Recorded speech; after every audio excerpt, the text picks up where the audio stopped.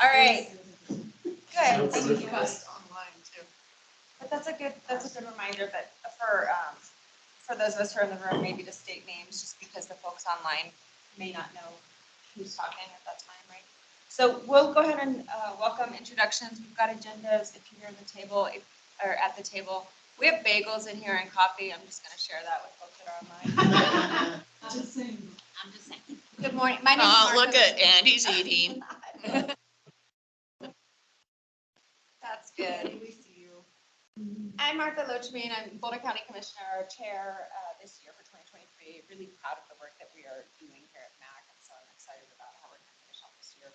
Let's do introductions, and we'll start online here for those folks. So we'll go in the order of, looks like Commissioner Kerr, and then Cody. I don't know if I'm having a hard time on who's actually on there. James, and then Cody. Great. Good morning. I'm Andy Kerr. I am a Jefferson County Commissioner up here also at the 10 County Conference up here in Breckenridge, wearing all my buff gear. I should put on sunglasses and a hat too, just for the full effect. Thank you.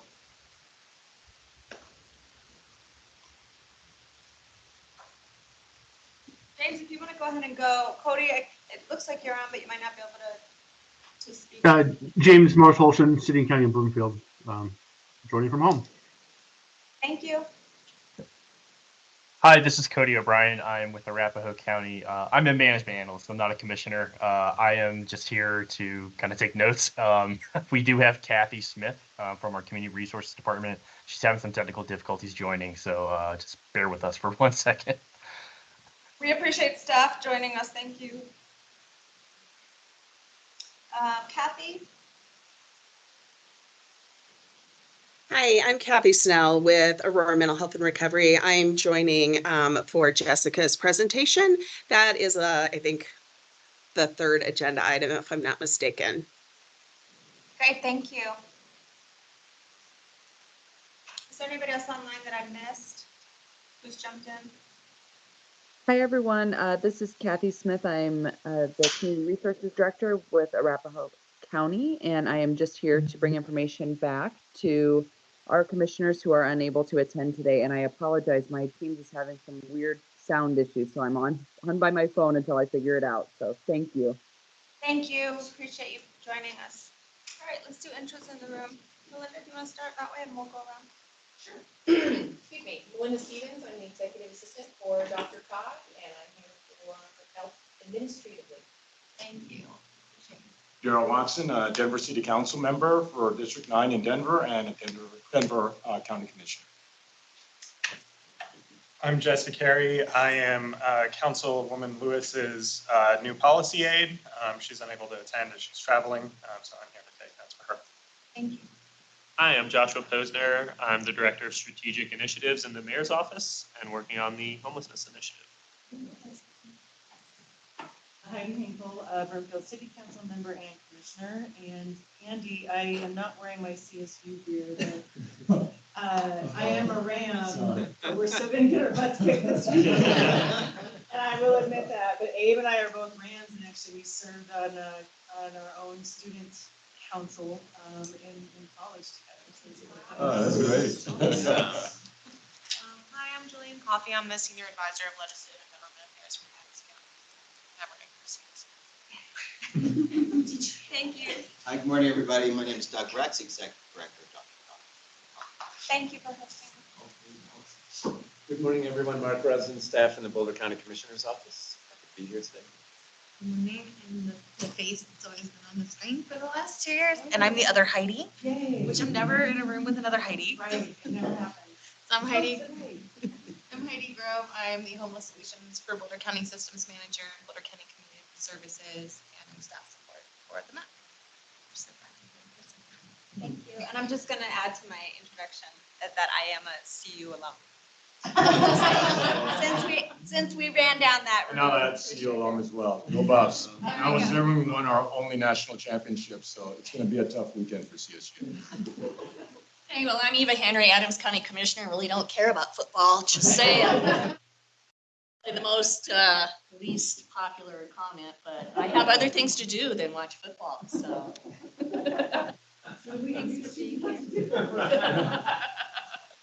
Great, thanks, everybody. So agenda for folks who might not have it in front of them, we're gonna hear we're really grateful to have a presentation today from Denver Mayor's Emergency Declaration on Homelessness, and item number 3 around City of Aurora's Behavioral Health Campus. And then we're gonna talk about operationalizing funding goals for supportive services. That is where we landed on our commitment as commissioners, what we can do as elected officials. We also, I really am hoping that we're going to keep on time today because we have this pending conversation around human trafficking and resolution and ordinances. So we've committed to get updates to each other and also to Commissioner Layden, who may be joining us at some point as that request.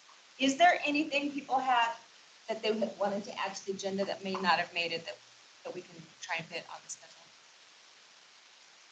Great, thank you. Then we will go ahead and move forward. So with that, and I don't know if there's a presentation on the screen, but I just want to appreciate really that you made the time to come over here in person as well, and meet the MACC and get to know more about us, and we'd love to hear about the work that you've got going. Well, thank you so much for having me, Mark, for facilitating everything, Dr. Cog, for hosting us. Really excited to sit on this table and share a little bit about our updates on the homelessness initiative. Really happy to see Councilman Watson here and representatives from Councilwoman Lewis's office as well. Yeah, this is what we're framing as a citywide initiative, and long-term will be critical with a regional approach. And we're really excited to start collaborating with this group and our surrounding county neighbors and municipal neighbors as we move forward on this project. It's not going to be something we can do alone and without each other. Just to kind of give a background on the Mayor's Homelessness Initiative and declared state of emergency. So Mayor Johnston was inaugurated on July 17th. The very next day, we put out a state of emergency around homelessness on July 18th. We've been really grateful to City Council for renewing that emergency declaration twice for 30 days, and it's up for another vote on Monday, where we are requesting another 30-day extension to the state of emergency. Our goal through this state of emergency is to get 1,000 folks who are currently living outdoors, are classified as unsheltered homelessness or unsheltered individuals, and get them inside into temporary supportive housing. This temporary supportive housing will kind of come in a few different methodologies. One are converted hotel units. So the city is working hard to acquire hotels that are put on for sale, and then repurposing them into non-congregate shelter options, and potentially even working with partners long-term to develop those into either affordable housing projects or permanent supportive housing projects as well. So while that long-term strategy comes online, we can utilize those units essentially and get folks indoors into non-congregate shelter options. The second temporary sheltering or temporary indoor option is micro-communities. And so if you're familiar with Colorado Village Collaborative, we're kind of scaling that model of these micro-communities, which are made up of tiny homes, about 70 to 120 square foot buildings where folks have a bed, a desk, storage to store their personal belongings, a locked door, an air conditioning unit, electricity in those tiny homes as well. And so we're basically acquiring or leasing parcels of land that are between 1/2 acre to up to, we have one parcel of land we're developing that's about 2.5 acres in size. What we can do is put between 40 to 100 of these tiny homes on those parcels of land, orient them in such a way that we kind of build communities within those areas. And then we have community spaces where there are kitchens, laundry facilities, restrooms, showers, those types of spaces for folks to congregate as well. So you kind of build a mini neighborhood for community there. So that's the second type of indoor sheltering option we're looking to bring on board by the end of the year. And the third are actually long-term sheltering or housing options, and these are true apartment units that we free up and build partnerships with local landlords to free up their available leases for folks who have eligible vouchers and allow them to get into those units. We have a real issue across the state, as I'm sure y'all are experiencing as well, as folks with vouchers simply aren't getting into housing options that they are eligible for. And so we're really trying to spearhead some relationships there and make it easier for landlords to accept those folks and connect the dots for individuals who are living on the streets get into those units. What's really critical about all this entire project, though, is not just getting folks into sheltering, which is really important, but providing the wraparound services for them while they are in these shelters. This is a housing first model, but it's not successful without the relevant wraparound services. Those include things like operators who simply manage the site, who comes in and out, those types of things, food service delivery, those pieces of it. And you have mental health and behavioral health services that are accessible to these individuals, substance misuse opportunities for these folks to get treatment once they are in a stable situation, to have that treatment available to them. Sobriety will not be a requirement to enter into these facilities, but it will be important that we give folks the opportunity to opt into treatment so they can begin to stabilize themselves. We're also looking at job training services and case management services so that these folks aren't staying just in these temporary managed communities, but actually move out into long-term stable housing and don't end up back in the homelessness cycle. Again, this 1,000-person goal, we've like to state, is just the beginning. And again, the regional cooperation here and partnership, we're really looking forward to launching moving forward as we get our office more built out and really tactically digging into those things will be really important because we're going to get 1,000 folks indoors, but there are more than 400 people beyond that living on the streets of Denver. In our point in time count last year, we had 1,400 folks who were classified as unsheltered homeless. We imagine that number to be far higher, as y'all know, the point in time count takes place in January. So these numbers are likely skewed a little bit. So we expect we need to continue on this plan to get more folks indoors into these temporary managed communities.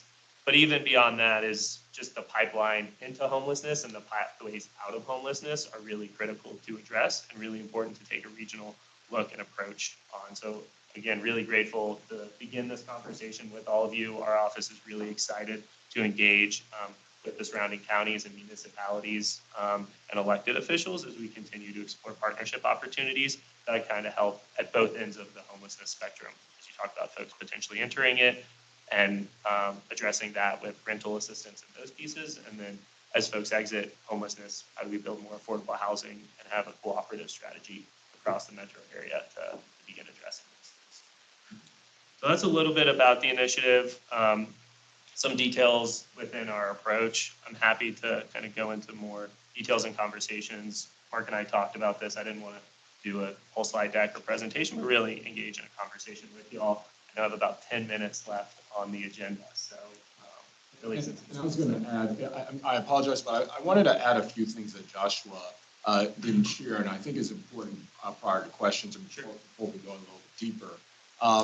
The mayor's commitment has been extraordinary. I mean, Joshua communicated that it was our first day. We actually, even before we were inaugurated, the mayor's team began speaking with, at least with the newly elected city council members. That commitment also continues with a weekly meeting I have with Joshua. Speaking with him on the things that are impacting District 9. I also have walked encampments with the mayor. That has not been done. I have great relationships with the former administration. That was not part of their practice, and the mayor's team has been consistent in doing that. So there's going to be a lot of utility that Joshua is going to answer for you all, but it is really the heart and the focus and the commitment to this goal by the full administration, why this is going to be successful. And so I'm grateful, Joshua, that you're here. I look forward to hearing questions from the other county commissioners on the approach that the administration has taken. Great, thank you. Let's open it up to questions, and I'm checking at the chat. I didn't see anything yet. Sorry, not. But I just had a couple questions. I know you guys just started, so I really appreciate having Denver here as we told. Yeah. Thank you. Yeah. Adams County, you know, we're so close to y'all, and so we really do feel the homelessness problem that Denver has is an Adams County problem as well, and it's a lot of the same people. I wanted to know if you talk about, you know, connecting with surrounding jurisdictions. Have you connected with our Adams County team? Is that something I could help with? Because we're doing a lot of really innovative stuff. Actually, you talked about the point in time count. We actually did 2 this year because we know that the January count is a bad count. And because everyone's inside in Denver or in Colorado. So we did 2 this year, and I would just love to connect you with our team. While I work on the policy side, we have, you know, people who are in the weeds working on homelessness all the time, and just want to see if there's like an email list or groups, or if you're the correct person to connect them with directly. Yes, I will give you my card. I would love to be connected to your people doing, I mean, this is something we were just talking about last week, is how do we conduct regular counts and have really, we're never gonna have perfect data. There's never gonna be perfect data in homelessness, but better data is something we're really excited to explore long-term. So I would love to connect with your data team there. In terms of reaching out to commissioners, this is one of our first conversations with the regional approach in mind. As you kind of mentioned, we're still building out our ledge team offices. We will have a director of regional strategies that is being onboarded, and will really focus on how we facilitate these conversations moving forward. So we're really excited about that. I have some projects in my mind too that I can see a lot of strategies with the entire region on. So not yet, but soon. So first of all, I want to I know Julian didn't know, but, or no, neither did you, but our homeless people actually met with Dominic Moreno. Oh, already. So Perfect. already, yeah. Yes. Yeah, they've already connected. But obviously there's silos. Yeah. Can relate. We get them too. But I just want to thank you for being here, and thank the council for also having somebody here. It's great because this is an important regional issue. And we all share borders, and Denver historically have always gone to metro mayors. Problem is with metro mayors, what you all probably aren't used to is the fact they don't have the strong mayor, you know, way they do it. So they have to get their council to be able to support anything that they do. But with commissioners, this is where we sit. This is what we do, is on the human service side as commissioners. So housing is so important with the commissioners. So thank you so much. And let the mayor know he's allowed to have a person here also. I think it's been 1.5 years since we've had someone from the mayor's office actually in on these meetings. So we would love to have him have someone here also to represent him, and we appreciate the council so much for being here, because the only way we're going to be able to solve this issue is through a regional effort. And Adams County is more than willing to work with you. And for those that are online, it's Eva. Most of you probably already recognize my voice. It's the loud one and obnoxious. So I'm here. And Steve, introduce yourself. I'm Steve Odorizio, one of the Adams County Commissioners, and welcome. Good to see you. And also a CSU alum. We were talking about CSU. Oh, no. But Eva doesn't care about football. And we also serve in student government as well. We don't talk about college days in professional settings, Heidi. Thank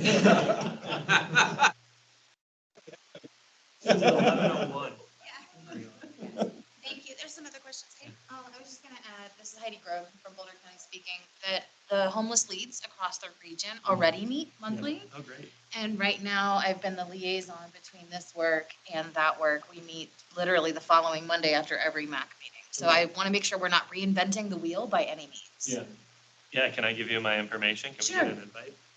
You might as well just put Kyle in. I know. I wish I had more. I was like about to read no. And host does participate. Oh, host is there? Yes. Okay, great.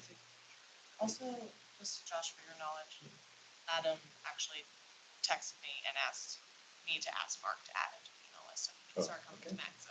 Oh, beautiful. Yeah, that was my note, was like either calling him Adam, Angela, or Tim. So perfect. Yeah, thank you. consider it done. Thank you all. I had a couple questions as well. I don't see anything in the chat yet, so I'll see if everybody does. Participate in the conversation as well.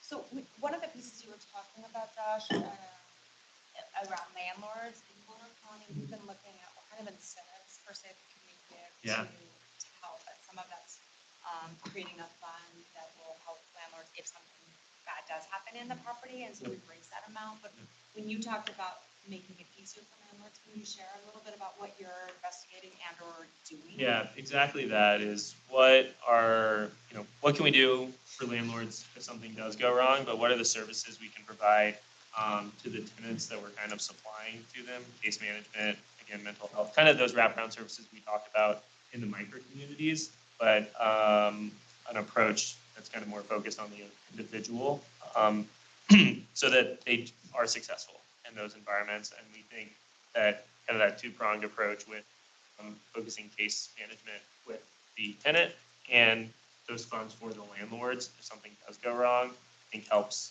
ease a lot of their concerns. We are exploring what other benefits we could potentially provide to landlords.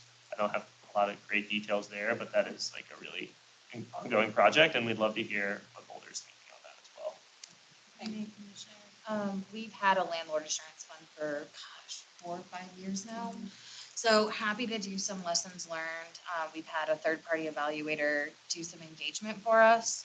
Happy to share kind of the feedback that we've gotten from that as well. And we've also piloted kind of incentive, like sign-on bonuses. It has not gone as well as we would anticipate it had gone, but happy to share that as well. And I do, if I may, have a few more questions. Yeah. So I was wondering if you could speak to if clients decline to move into a micro community. Yep. What are the next actions and what are potential unintended consequences for like the outside communities that we should be aware of so that we can respond accordingly? Yeah, two great questions. So and I didn't mention this at the top, but the strategy here is engaging with encampments on like an encampment level as opposed to just individual outreach. So what we hope to do is to start putting folks into indoor settings at that encampment level and then close the area to camping generally moving forward through a more targeted enforcement approach. And so what begins to happen is if folks may not take those opportunities, we're identifying kind of what those steps may start to look like in order to ensure that we can close that area. We're kind of exploring whether or not there might be temporary sanctioned campsites or waiting rooms essentially for those folks. If they seem to be receptive to that environment more, we have to explore that from a permitting standpoint, from a community engagement standpoint, those types of things. So that's on the table. The other thing is, we have a lot of reason to believe most folks will enter into these housing options. We know some percentage won't be successful, or to your point, these folks just choose not to. And so the mayor is developing kind of a remodeled judicial process for individuals, not ticketing or arresting folks not arresting folks for being homeless, but just by the nature of this work, if folks continue to remain unhoused, do not take the services provided to them, they will likely commit crimes in the future. But empowering our police and our judicial systems that when they are placed in jail or that process does occur, we have kind of a rerouting of the court system. So those folks may enter or be assigned opportunities to do mental health care or drug addiction services. And so those could be inpatient or, within the county jail system. And so based on that approach, how successful they may be in an outpatient setting, they may also have to enter into kind of an inpatient setting. And we're working with, again, the judges, the courts, and the county jail to kind of repurpose that facility, create the capacity in order to account for that. And so I think knowing that those are kind of the two populations of folks that fall into either mental health crises or drug addiction when they are regularly committing these crimes is like, rather than sending them to jail, having them pop out 24 hours later and end up back on the streets, how do we get them those services they need in that setting? And would that be also the same strategy for those that may get kicked out of micro communities for behavioral issues? Yeah. Okay.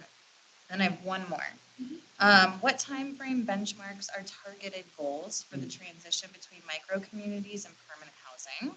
What strategies are being implemented to increase those units outside of just the landlord engagement and landlord assurance fund? Yeah, that's just one question. It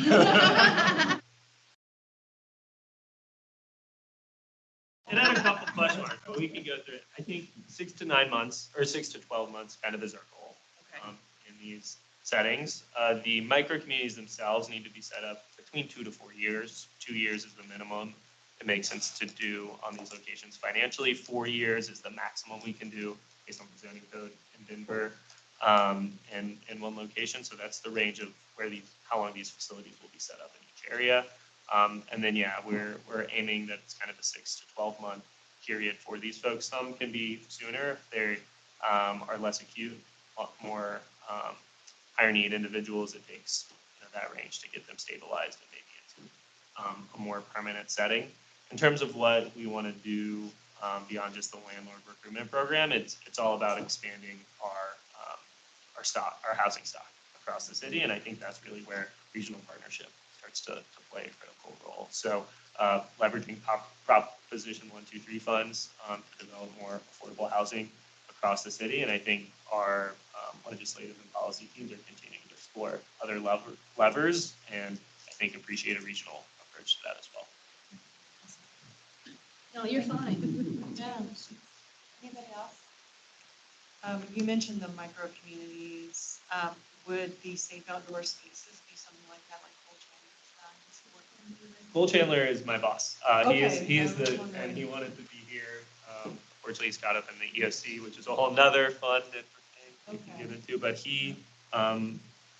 I like to frame it as his scaled approach to this crisis. I think he was really instrumental into the thought process and strategy behind this, and is helping lead the operation. Very good. You're very lucky. I want to bring up two things from Boulder County. One, just to share with the table and online. We, on our November ballot for 2023, we are reallocating current tax, 0.1825, so we're estimating about 17 million of revenue in 2023 to build a housing fund for affordable housing. We don't have sustainable funding right now. That's how we're hoping to leverage 123 and support these housing issue, including housing supporting services. I just want to share that because I think from a regional approach, I don't know how else we're going to respond to this crisis of housing inventory all over the place. So I just want to share that.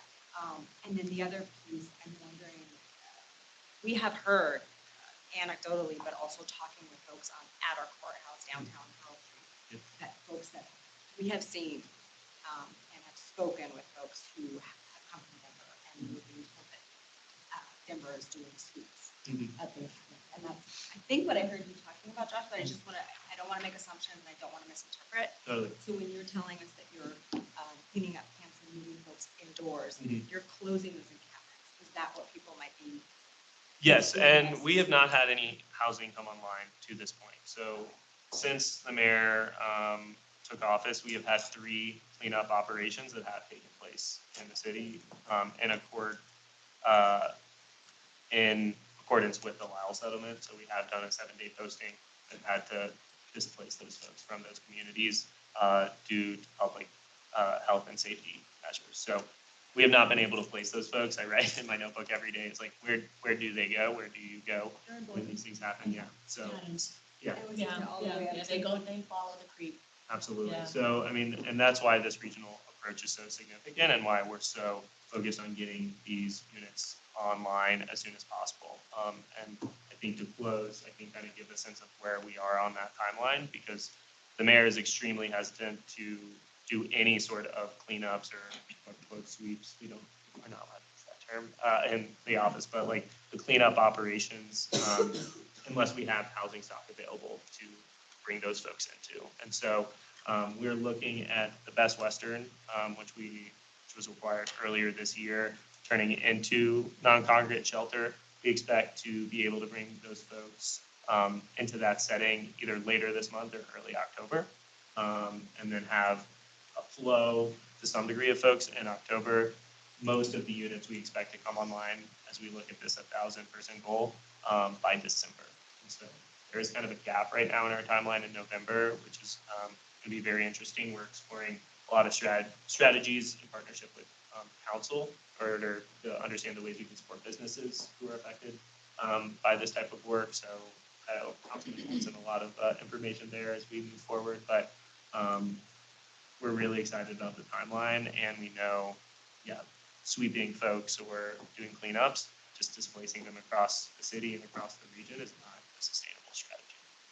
Well, and we have to have transparent and complicated conversations. That's why we're here at MACC. And so I just want to, if you can just share that's what you're hearing from Adams and from Boulder. Yep.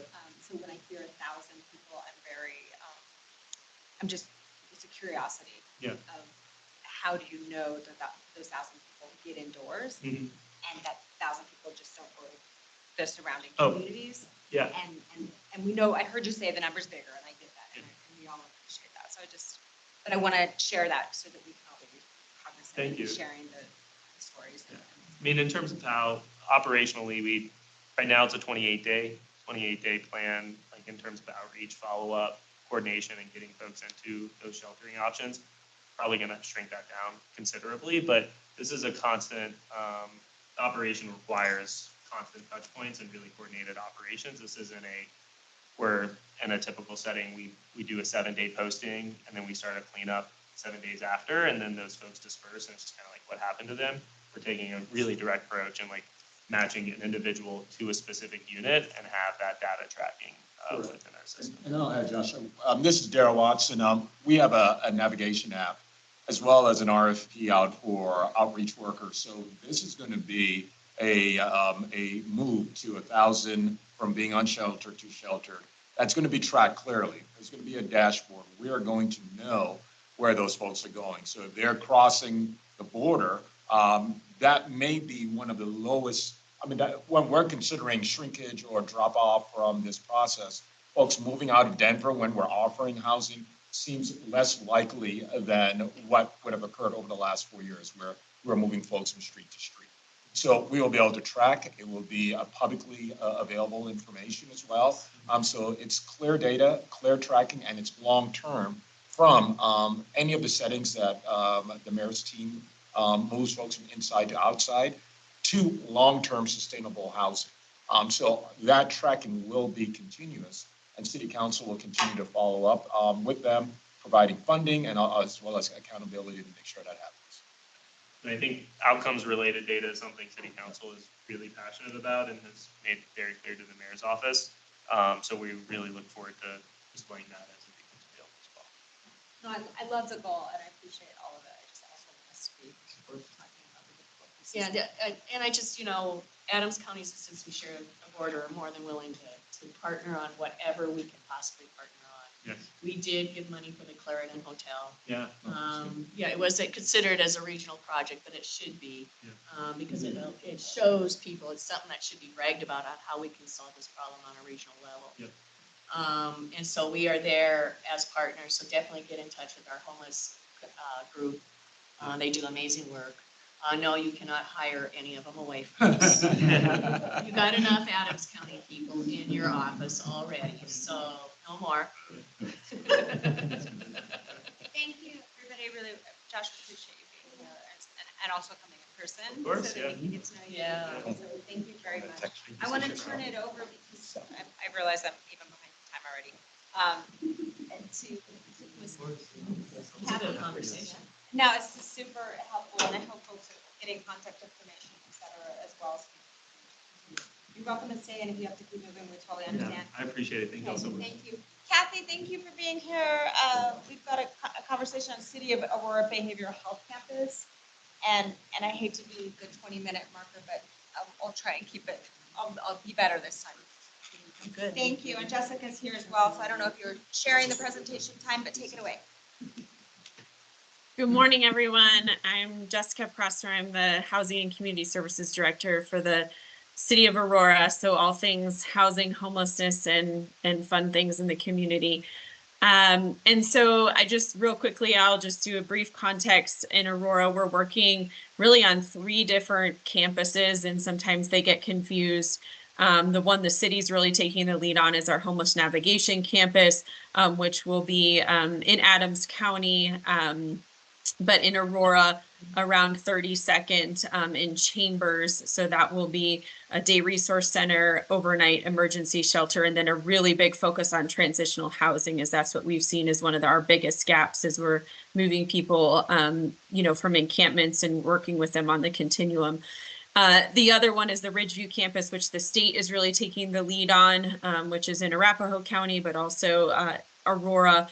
And so that will be some of that rehabilitation, addiction recovery piece on an old youth services campus there. And then the third one that really Aurora Mental Health and Recovery is taking the lead on, the city has a portion of this as well as we funded it. There's also a permanent supportive housing components Kathy will talk about, is with Aurora Mental Health. And so those 3 campuses together, along with our, abatement practices and all the other things we're doing around affordable housing, are kind of that continuum of working with people on how they move through systems and just what they need when they come in. And so I will turn it over to Kathy to talk a little bit about that campus. It's very centrally located in Aurora. And we're hoping to really have that meet some of those critical needs of folks to get stabilized and get housed quicker in Aurora. So with that, I'll turn it over to Kathy, and I'm on if there's any other questions around just housing and homelessness in Aurora. Thank you so much. Thanks, Jessica. Just sharing my screen here, hoping that you can all see that. Okay. Yeah, we can see it. Awesome. All right. Well, thank you. I'm Kathy Snell. I'm Chief Strategy and Operations Officer at Aurora Mental Health and Recovery, talking here today about our acute care facility plan that is in context with a safety net campus that we're working on. So just super briefly, Aurora Mental Health and Recovery Community Mental Health Center licensed in the city to serve the city of Aurora. Certainly the rules and structure is changing around behavioral health with the Behavioral Health Administration, but we are a part of the safety net, and as part of the safety net and under our license, we are required to provide a broad continuum of care and really service to all regardless of circumstances. So that is our approach and our goal. We are also a certified community behavioral health clinic, which has the same requirements, a scope of services and services to all. So we have about 700 staff, 8 different locations. We serve between 18 and 20,000 clients a year. So for us, what does the safety net mean? We talk about that a lot. Certainly services that provide critical care, so care when needed to individuals with the most severe illnesses. So when we look at the state's historical definition of the safety net there in blue, we see that essentially all of the clients that we serve over the course of the year, or the vast majority, really do fit that safety net definition. And we know that mental health and addictions are more common among this population. Most people with those more serious illnesses are part of the safety net population. And research also shows us that this population often doesn't receive adequate services, and we know that's especially true for those who are homeless. So really, there is some crossover between our plans and the broader plans to address homelessness. So this is just a quick picture of our service continuum, and I provide this really just to denote the fact that that acute care and residential services area is really where we're focusing, and that's an area that we believe requires some changes in our system to make it optimal. And that in those services specifically do provide a lot of care for our homeless community. Really, when we look at the number of people that we're serving in crisis, walk-in 24/7, crisis stabilization and detox, the percentage of individuals experiencing homelessness is high. So what we're targeting is, going backwards because I went too fast. So what we're targeting here is the services that are shown in red. So in addition to the 3 that I just mentioned, we're also adding our Connect to Care services to our plan. Connect to Care is a same-day walk-in access clinic. So anyone, regardless of whether they believe they're experiencing a crisis, but anyone who's interested in mental health, behavioral health support can walk in anytime Monday through Friday. And we are looking at expanding those hours into the weekend as well and into the evening. And that will be at the same location so that we have one place that people can access care on their own schedule. So currently, those services are located throughout the city of Aurora. So we have our walk-in crisis and our crisis stabilization services on the Anschutz campus.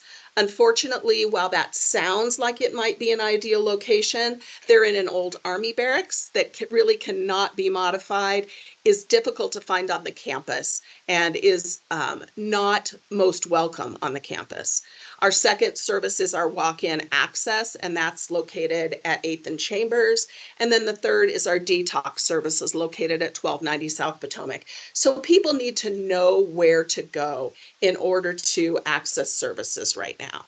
And we are looking to the safety net campus we're developing is right there where our detox services have historically been provided. So our challenges, we learned several years ago that the detox site we were leasing was being sold.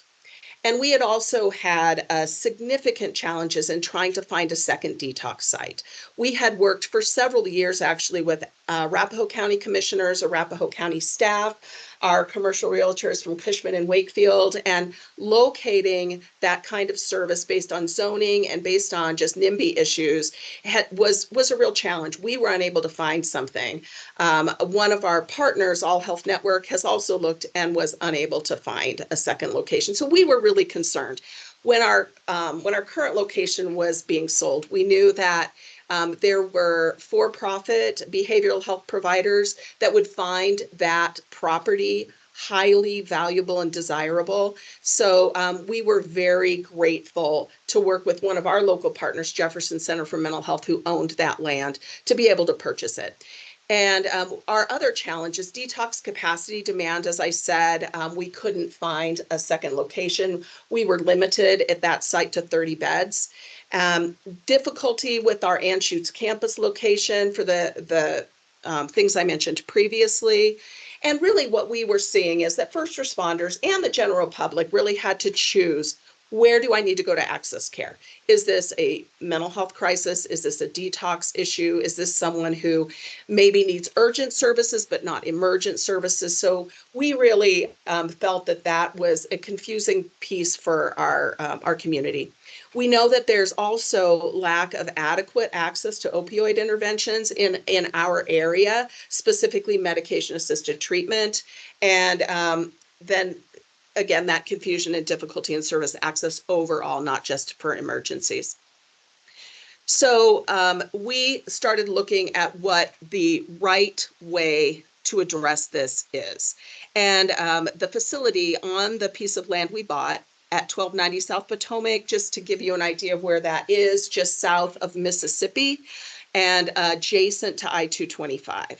It's a 7.2 acre plot, and it had a 58,000 square foot building just right in the middle of the property. So it wasn't useful for anything more. So we looked at the potential to remodel that facility for best use, but it was fairly old. The mechanicals were not in good shape. And we met with a number of developers and architects and ultimately decided that the best approach was to demolish. Once we made that decision, we started looking at how we could use that land more effectively and really determined that we could plot 3 different areas on that 7.2 acres and go beyond a build for an acute care facility for Aurora Mental Health and Recovery, but instead really bring the community into the discussion, look at what the additional needs are for that safety net population, and most specifically for the homeless population as a subset of the safety net population, given that there were so many services being delivered to that population in these within these service areas. So we're bringing together in an acute care building our crisis walk-in, our crisis stabilization, our detox, which will expand to 45 beds, our connect to care, and enhanced substance use treatment services, including medication-assisted treatment, to one highly accessible location. It's just right there off the highway. And it will allow not only first responders, but the public generally to know where to go easily. We are building a Sally Port for law enforcement and for ambulance transportation. So we really believe this is creating a one-stop. And then we really looked at those acute care services and how they connect with the homeless population we serve, and thinking about what we heard from our community, what we heard from our legislators was it's great to provide detox, to provide short-term crisis stabilization, but what about the next step? How do we help in getting individuals into the next step in their recovery, the next step in getting them housed? So we started thinking about it in that way and reached out to a number of potential providers for housing. We did an RFP, and ultimately we chose the Aurora Housing Authority, who was excited to build permanent supported housing as a complement to our acute care facility on the campus. They are now well into their design process. They have submitted tax credit applications and are awaiting the results of those, and are planning to build 43 units of permanent supported housing.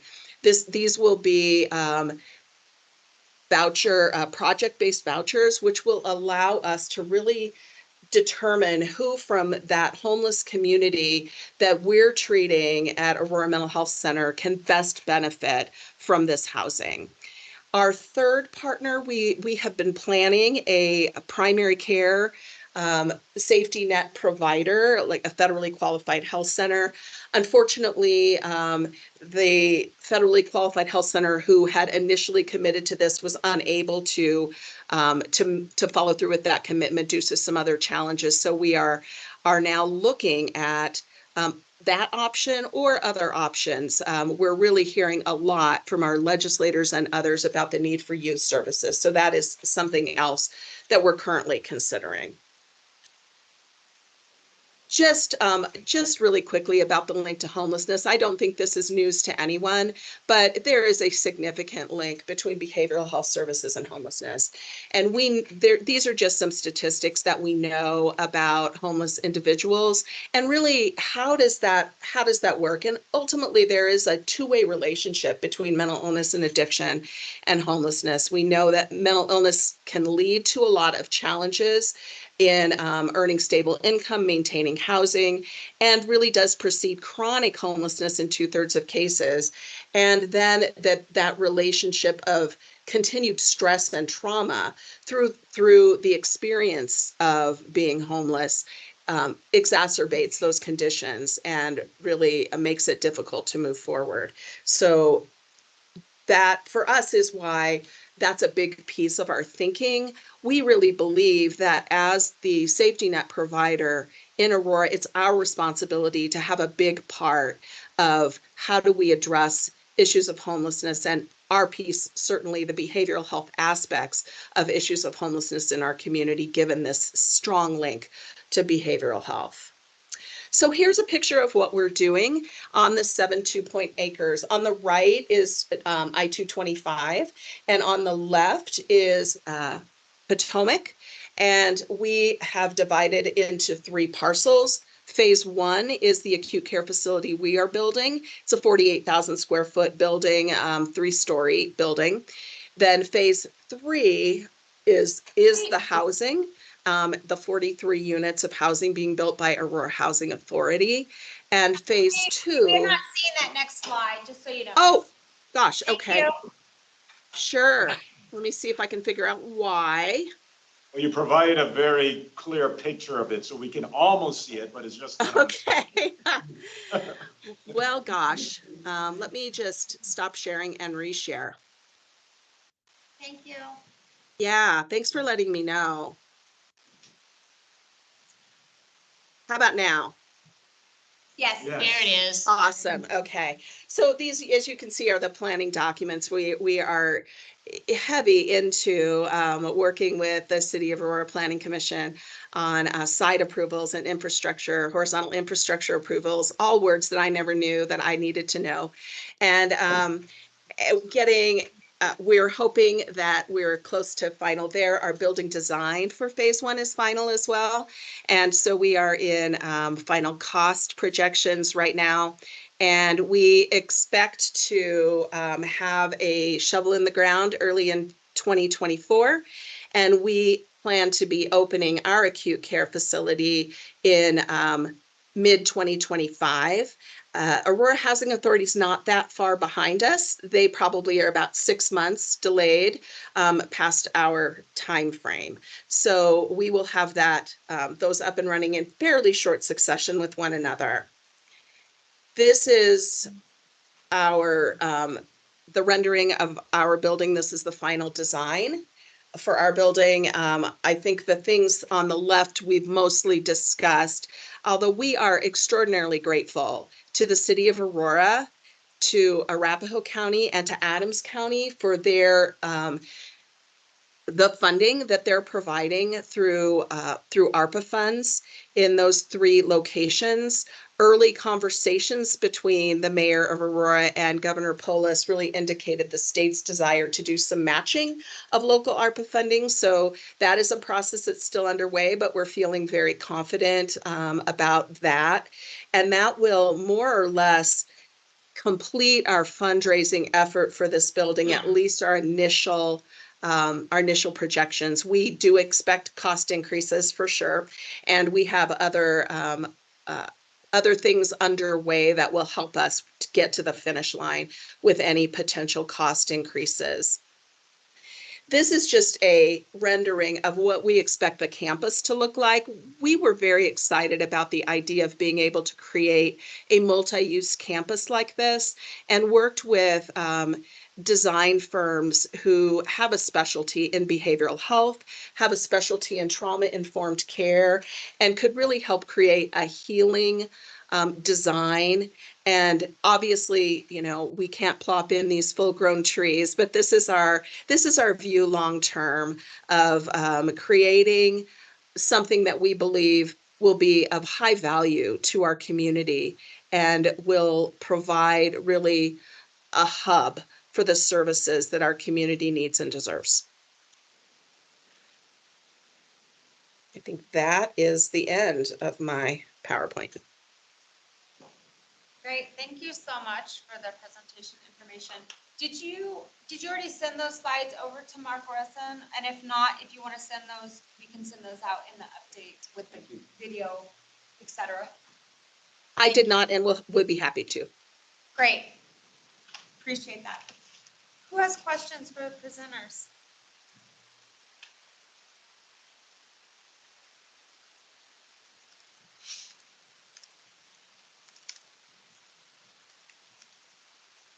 Sounds like a thorough presentation. I have one small did you think? question. Yeah, this is overwhelmingly awesome. I love this. This is Heidi Hinkle out of Broomfield City Council. So many times we say that we elevate mental health, and many times we aren't able to because we don't get the funding for it. And that's so the more you talk about, hey, we've really made it a priority along with the governor to match these funds as well. That's glorious. My only question off the top of my head is, you know, my mother was unhoused, and she was unhoused because she was paranoid schizophrenic, and so she traveled with truck drivers, and so she would constantly be a flight risk. However, I know that medicine has drastically improved. I think that she would take the medicine now because I think they do injections now once a month for paranoid schizophrenia. That's sort of a long way about going and saying, you know, what does transportation look like to your facilities? How are you working with you know, a regional effort on making sure that people know that they have access to this care? And part of that access is, you know, making sure that they can get to your facility. So what does that look like for transportation? solution? Yeah, we do provide transportation to our crisis services and our detox services. We hire individuals whose job is to drive vans and to go into the community and pick individuals up and bring them for services. Obviously, we need to know who needs those services. One of the ways we do that is we do have a homeless services team, which is not all community mental health centers do. It's becoming more common. We've had a team for many years. They do a drop-in. So homeless individuals in our community know that they can go there any morning and walk in for services. They also do street outreach, and we do drop-in psychiatry for that population as well. I mean, certainly our experience is that keeping appointments is not always easy for individuals who are living on the streets.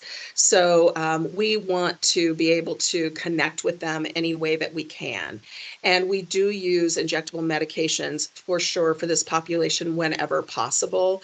We, we help individuals make sure that they're getting the benefits they're eligible for through Medicaid so that they can have access to the services that they need, and then do the best we can in guiding and navigating them through.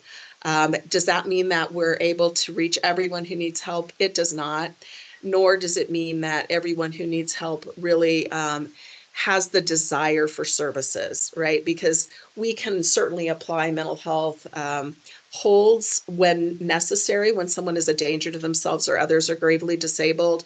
Beyond that, individuals really do have free choice. And we do the best we can to really help folks know what's available to them and encourage them to participate. We have peers on our homeless services team who have experienced homelessness themselves, and also peers on our substance use treatment teams who can really talk to people about their own experience. That can often be a great link. But there's always more to do. And, I think from our perspective, we're committed to just being at the table and being a part of the solution in whatever way works best. That's great. That's amazing. Brings tears to my eyes, actually. Thank you. Additional questions? Comments? All right. Thanks for the invite, Heidi. You're welcome. We appreciate you making time to be here. You're welcome to stay and listen in, and we also understand if you need to keep moving on Friday mornings. Awesome. Thank you. Sounds good. Thank you very much. I will send those slides. Thank you. Appreciate it. Okay. Great.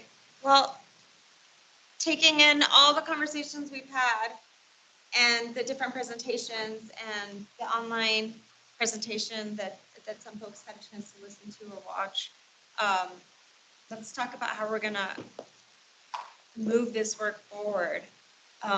We tried to get ourselves away from getting into the nitty-gritty of programs and services and how we each do one piece or another, and we made a commitment that we would focus on funding, specifically around supportive services. So that's what we're here to do today. So I would love to have some conversation amongst each other about what we want to do and how we want to do that.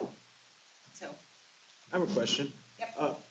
I think I need to understand more about what's going on with the $500 million for mental health, $500 million for housing at the state level. Is that already gone? Is that already accounted for? And where did it go?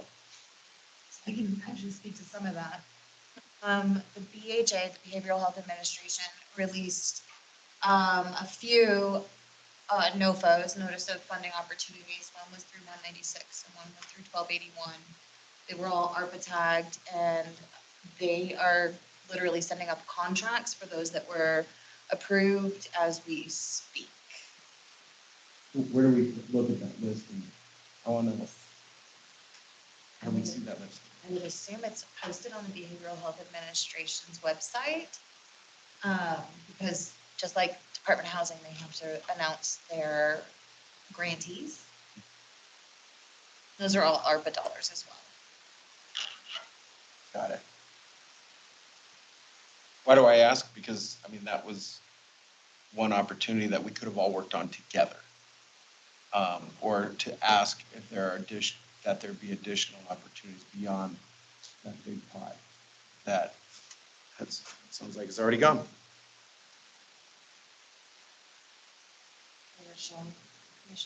I'm looking online right now. Yeah. I can put in the chat and post the email searching. Thank you. It's just so I can. I'm just curious. I'm trying to think what other sources are there that we all could share or collaborate together. Well, Prop 123, this is Darrell Watson from Denver. I know not everyone's opted into Prop 123, but I think that's another source of funds. And with the slow drip of counties opting in, I think it could be an opportunity for us to help lead. And would that be on an individual basis or collectively? Because one thing I think what I'm hearing from you and I appreciate is collectively we can encourage individuals to do this. Or maybe collectively we can ask that the state fill and backfill some opportunities for those who do opt in. I'm trying to figure out how do we create the pie bigger for all of us? Because I agree with you. We want that to be more flexible and substantively more significant in its support so we can make sure it's a success.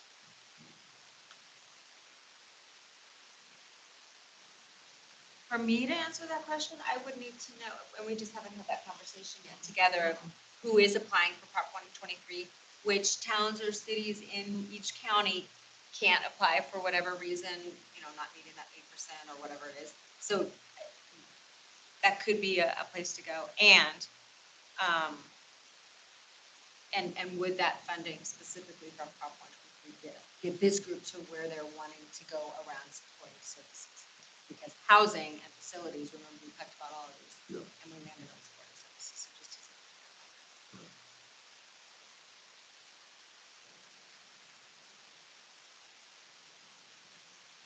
I would ask that possibly on our agenda coming forward, that someone that from the state, if they're willing to provide us background on Prop 123. I know that we could provide from the Denver perspective why and how we've opted in and how that it impacts supportive services. But if there is an opportunity for us to ask for someone at the state level that is looking at the implementation or execution of Prop 123, for them to stop in quickly and speak to what are the benefits, how does it tie to this strategic goal? And I think it might be good if we have staff members in to if they're coming in, to have a conversation with them on what challenges we are actually having with 123. Yeah. Because not all communities, and I see Broomfield shaking their head over here, Adams County also, because of the strict parameters that they put around 123, not all communities are capable of meeting those. Right. I mean, they've gotten so strict that Adams County is going to be challenged, which by the way is one of the lowest income areas in the metro area, not going to be able to match or work with the parameters that they're putting around it through the rulemaking.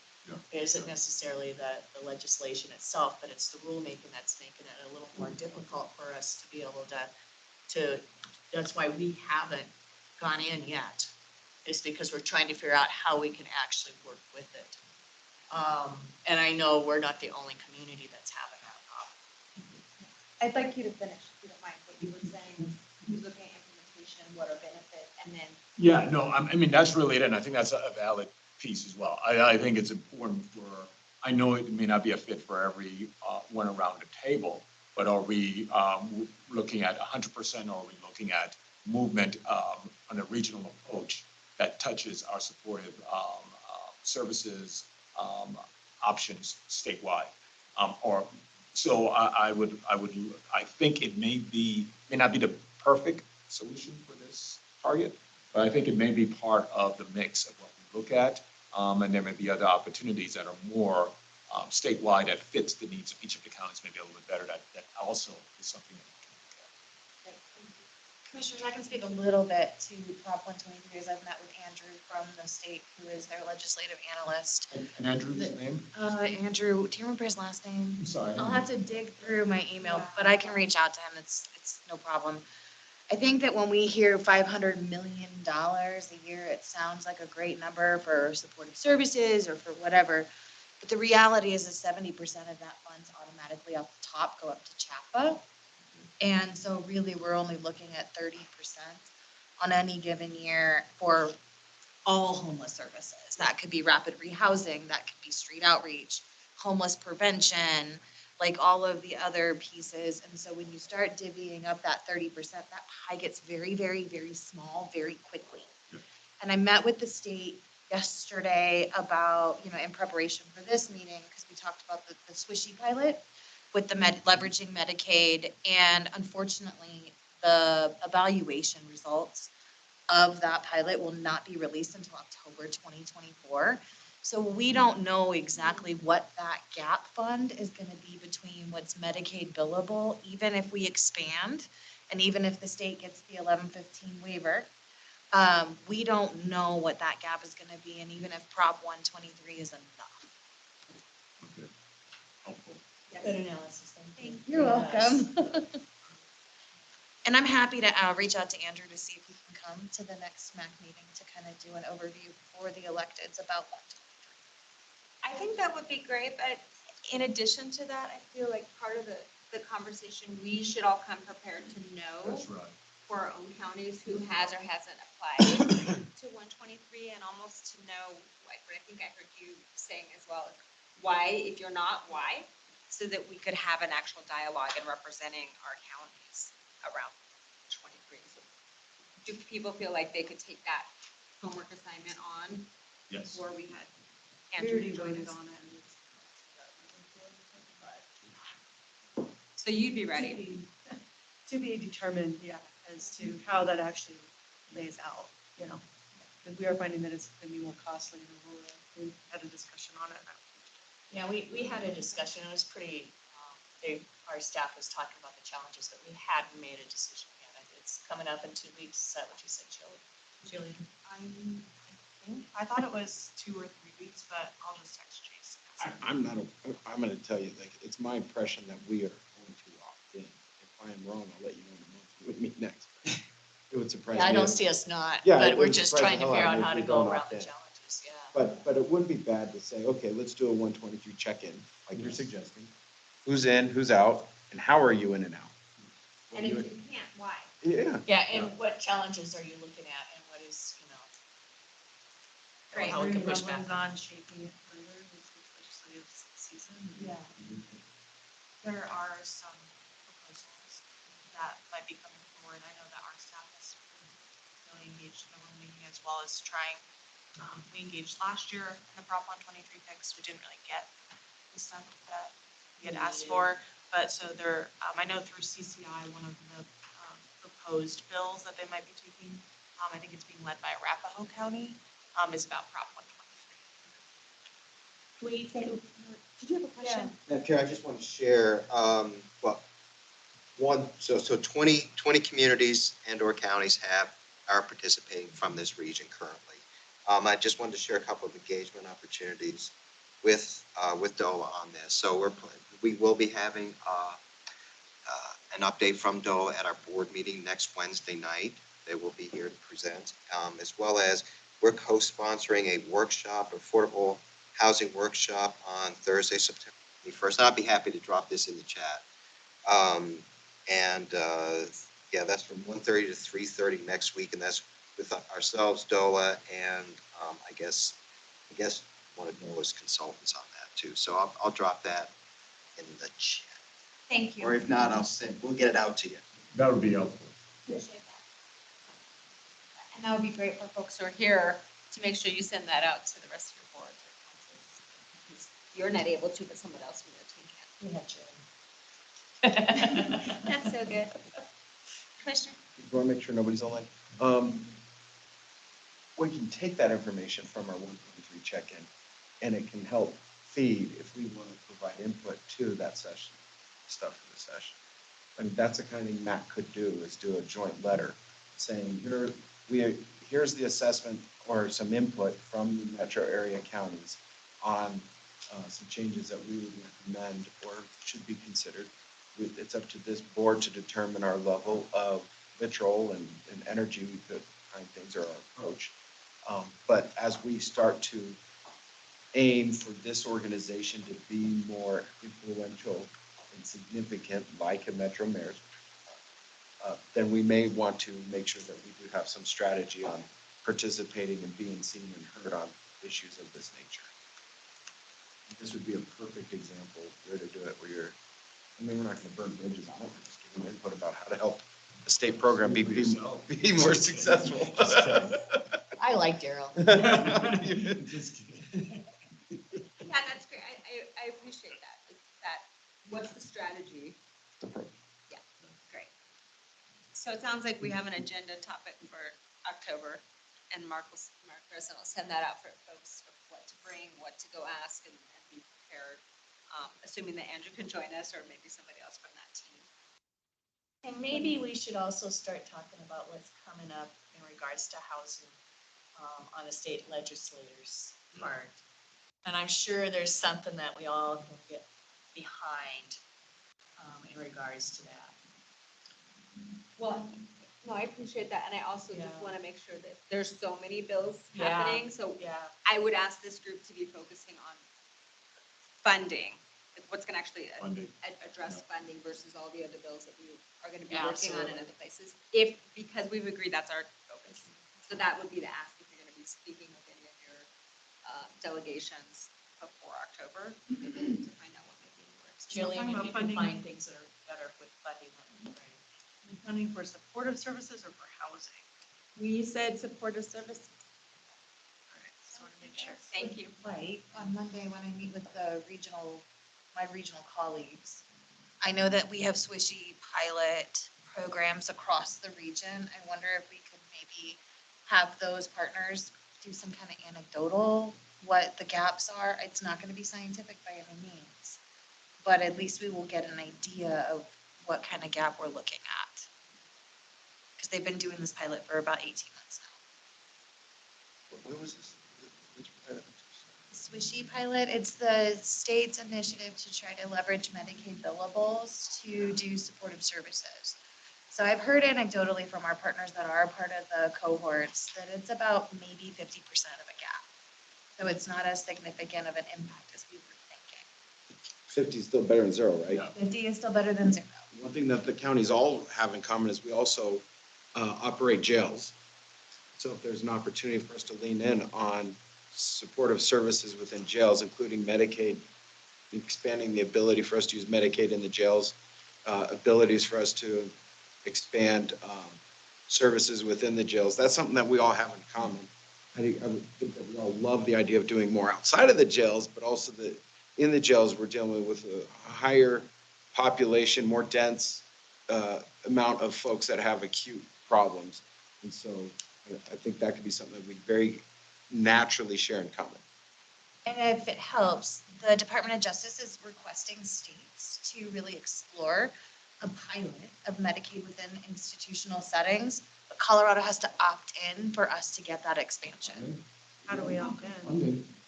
The governor has to opt in. I need a letter that we can send to the governor. Who to bring in to address that topic? I would have to figure out who the right person would be, and I'd have to dig out through my emails where that call for action from the Department of Justice was, so I can do that. That would be great.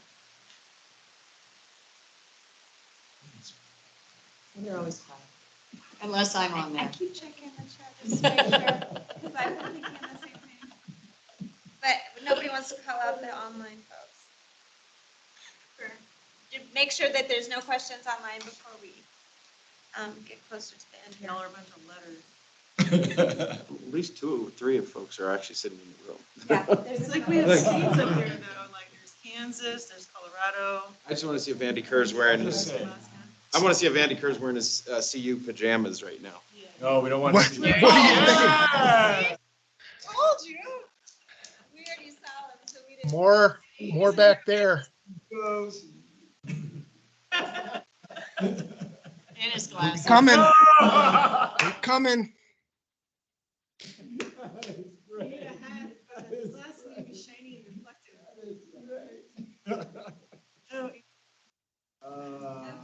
so we've got, it sounds like we've got quite an agenda for October. Yes, thank you, Boulder. You guys are doing a great job. You're doing an amazing job. Yes, yeah. Well, all of the participation has really been helpful to get us here, so thank you. Yes, absolutely, Mark. Did you want to mention the subcommittee idea? So we've been talking, Heidi and I, over the last few weeks about how to take the direction that the MAC provided at the August meeting in respect to funding for supportive services. There could be a lot of avenues to explore, and certainly the power of doing it collectively as MAC counties would be hugely influential. It may be at the end of the day that if funding is secured, it's going out in that more siloed approach to each county, but collectively, collaboratively going after those dollars will be really impactful if the MAC counties can do it together.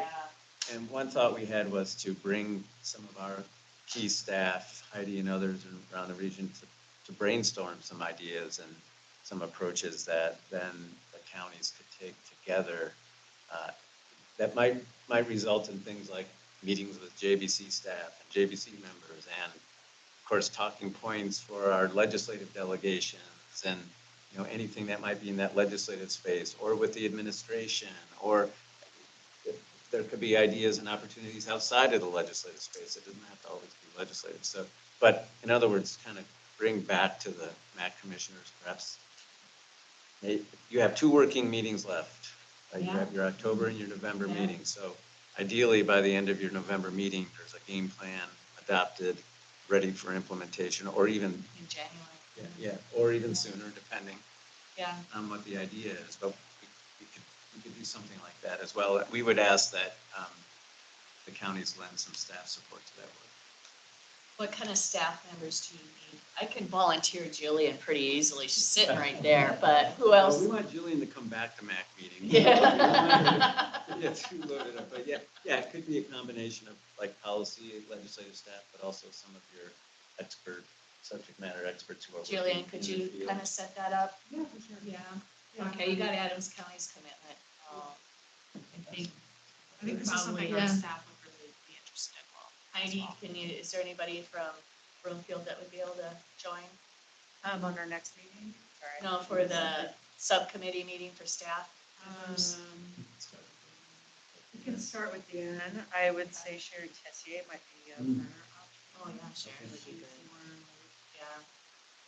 Boots on the ground. And there's a homeless staff person, Mandy. I'm meeting with her next week. Denver, who do you have? Yeah, I was gonna ask, what has been, and I think I know the answer, Denver's legislative participation and stuff like that. There hasn't. Well, you see there. I said I knew the answer. So let me go back to our legislative staff and ask. Obviously, budget season right now for us, but let me just go back and check, and I can get, I'm sure we can identify someone. If it's not just individual to a council office, which I would prefer not, I would rather have a legislative staff. I think we have some amazing folks. Let me just check and let them know our new commitment to MAC. That would be We great. appreciate it, thank you. That would be good. And for clarification, since I'm meeting with the next Monday, should I give them a heads up that this would probably be? Or do you? Which want part to would say be coming? I'm sorry. that we would be doing some joint work between, like, the subject matter experts and the policy folks for each region. Yeah. Let them know we're exploring. Yeah. Okay. Yeah, I just sent it. I like the word. Exploring opportunities. Love it. How about Andy? What about you? Did Jefferson County commit? He left the room. No, he knows. Yes, he. Well, it's knowing. There he is. What was that? Can you commit? To having a staff, get some staff members to help participate in next month's meeting, but ahead of time also do the 123 Subcommittee. checkup and all those type of things. Absolutely. Et cetera. And he said yes. Great. Thank you. Tell them to bring their CSU gear. That sounds really. What? I really didn't hear that one. I said, tell them to bring their CSU gear. This disconnect, Yeah. All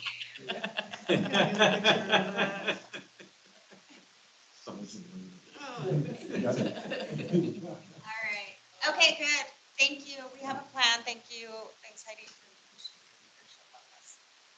With regional staff and building a subcommittee. I wasn't gonna suggest that, but y'all came out. I like it. I really appreciate it. Yeah, So, I like it. It helps us get a little more work done. yeah, absolutely. So we have one more item on our agenda and the ask was from a presentation from Commissioner Layden maybe 4 months ago or so in regards to human trafficking resolution. And so just wanted to get an update from folks to find out where your boards were in regards to resolution, ordinance, yes or no, or if it's still in the works, just so that we can provide an update. Ours was sent to legal, just so that we can kind of cross over what our ordinances are. Do you think you'd be able to have an update for us in October or not? I think so. I think we will too. We'll try. We talked about his massage one from last month. Yeah. Is what we talked about. But it's open a broader question about, because we continue to get questions about what else can you be doing? Can you do this on guns? Can you do this on this? And so we're asking the broader question about what are some of the ordinances and powers that we have? What are some of the powers that we don't have or we're not using? And so we're taking this human trafficking, the massage parlor thing is one facet of that broader conversation that we're having. Yeah, we're reviewing all our ordinances and updating. them. So probably around the first of the year, we'll have ordinances on massage parlors and trafficking and whatever else. Yeah, we go back and read kind of what the ask was, and I reach out to folks individually because obviously there wasn't anyone here from Denver. So yes, I think that's fair. So cities have, and it's Boulder and Denver, Broomfield and Denver. The city and counties have all the powers that cities do. Yeah. Plus more. The counties are limited to what the state legislature gives us. And so one of those items was a few years ago, a couple of years ago, the state legislature, correct me if I'm wrong, everyone, kind of renewed the power to regulate massage parlors. Okay. With the ultimate goal is to change the outcomes, or the objective was to address human trafficking. Okay. So that it may not be as applicable To us. to Already Denver have that, because yeah. you're a city or Broomfield, but For that's us, but different. for us, it is different because there are a lot of things that we are consistently trying to do that cities can do that counties just don't have the enumerated powers. And I think the reason behind it, I think Abe did a presentation in April that I had to listen to there. And so I think they were talking about like the statistics behind it. Of I think it was like massage parlors were like the number 3 place where we're seeing human trafficking. So I asked for our lawyers to look at it, and also just from our PD version of it, like, are we seeing the issues? I have no doubt that there are issues. I just don't want to throw something out there that isn't actually solving anything, but I think it will, you know? Awful. Yeah, and usually the issues that we have are usually because we're metro counties. Our rural counties don't have those certain issues because they're not, we have a lot of our unincorporated areas, like right around 55th and Federal. It's unincorporated neighborhoods, but we're not able to address issues in those neighborhoods like you guys are because you're a city. Yeah. So we're trying to change that through state statutes or other ways. For Boulder, our board said yes, looking forward, talked with our DA, and with our attorneys, and then I had a conversation with the attorneys this year. They have some questions about the actual interpretation and what we're already able to do with the state and whether or not that's their licensure. So now they're bringing it in process. Damn attorneys. They always mess with us. They waited until the day before the meeting. I was like, okay, great. That's all right. Yeah, they're hourly. Okay, thank you. Thanks for that. I appreciate it. Appreciate all the energy and the commitments to be here, and we're okay to be done. And thanks, Dr. Cobb, for the hospitality and breakfast. Appreciate everybody being here. So we'll go ahead and close out and adjourn our meeting, and we'll see everybody in October. Hi, Andy. I'll text you during the game. I'll be like, yeah.